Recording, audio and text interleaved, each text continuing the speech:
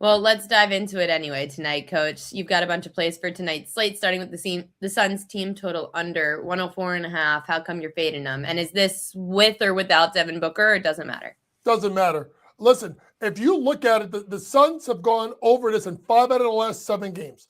The only time they went under this was against Houston. Why bring up Houston? I think Houston is probably as good as defensively as Oklahoma City. An Oklahoma City team that is, I think, the top defense in the NBA. Let me jump to Dylan Brooks because they go hand in hand. Dylan Brooks over 18.5 points, I think over 4 of his last 5 games, including a 19-point performance and a 123, 119 loss to the Oklahoma City Thunder. I think Oklahoma City ratchets it up a little bit. Remember, that was one of the first games that J-Dub was back in the lineup. I think Dylan Brooks gets himself into foul trouble. Dylan Brooks under 18.5 points. Ooh, okay, we're on the same side there. I also love Dylan Brooks tonight to go under his points. Lakers minus 7.5. How come you're willing to lay the hefty number? All right, so here's the way I look at it. No Wemby tonight, right? They played earlier in the season. It was a 2-point Laker win. Go look at the box score. Wemby played. LeBron didn't play. Austin Reeves also didn't play. I think the Lakers are in a good role and spot right now. And I'm going to tell you why. I think LeBron ending that, double-digit point streak was the best fucking thing to happen to that team. Because LeBron doesn't have to be that guy anymore.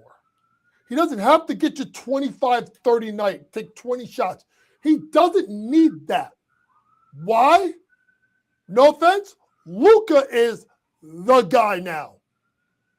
When he's on, Austin Reeves can be a 20, 25 point a game guy.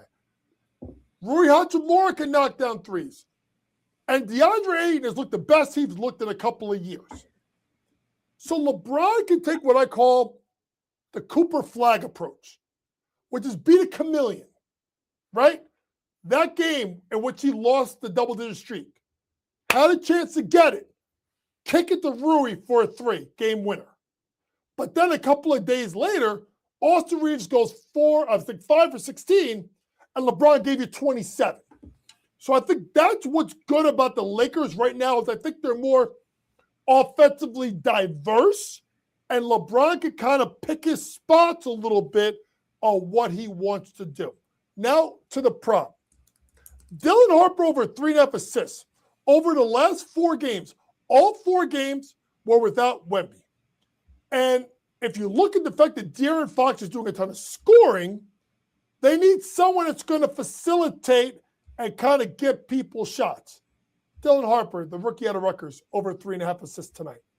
Oh, the rookie out of Rutgers. You had to throw that out there, Mr. Jersey boy. I see what you're doing here. Speaking of college, New Mexico plus 9.5. How come?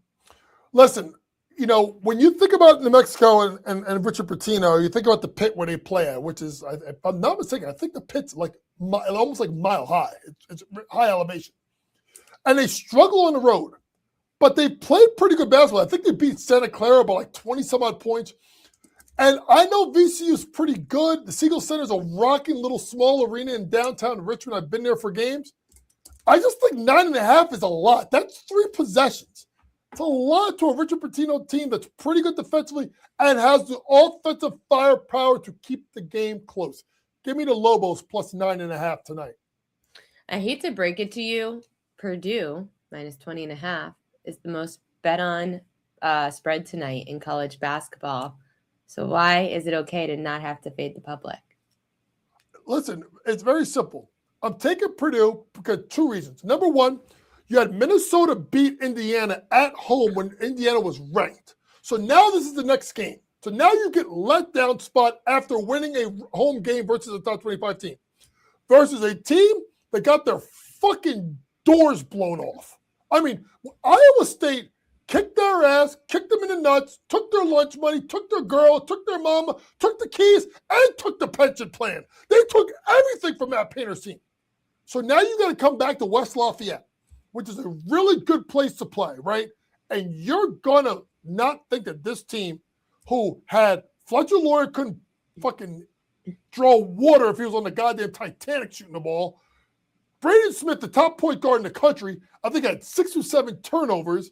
Kaufman Wren wasn't effective, and a Purdue team is one of maybe the best, one of the 3 or 5 best offensive teams in the country, having 58 points. You really think this is not going to be a blowout spot tonight?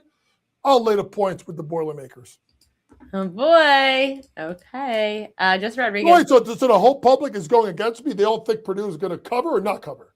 They think Purdue's going to cover. Yeah, well, I usually like to fade the public a lot of times, but for me as a coach, I look at that as like they're going to be ready to fucking play tonight.